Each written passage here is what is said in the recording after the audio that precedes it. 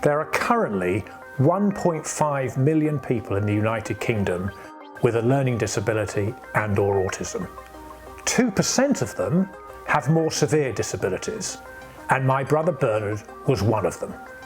For over 30 years, he lived in a wonderful village community called Stanley Grange in Lancashire.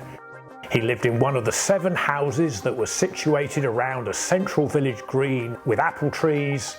This was his home, where he made lifelong friends.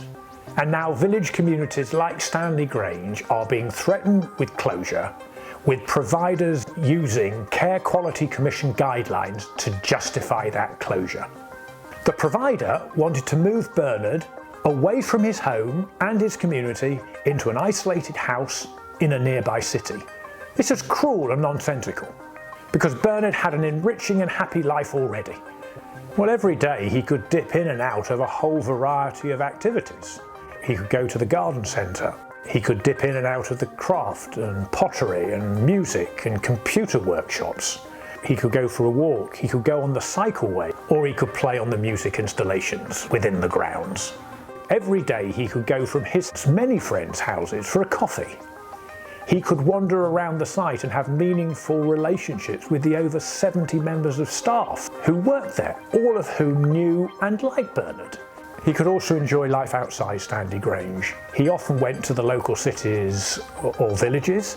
He liked going to the pub and to local community centres, where again he met more people who got to know him and loved him as well.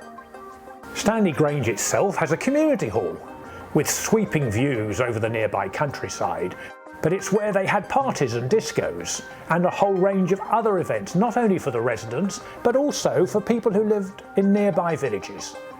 Yet sadly, over the last 20 years, many such villages have been systematically closed and others still face the threat of closure. This is an absolute travesty, which is why the 3 family groups who fought back and prevented their particular village community from closing are now campaigning to stop this happening to others.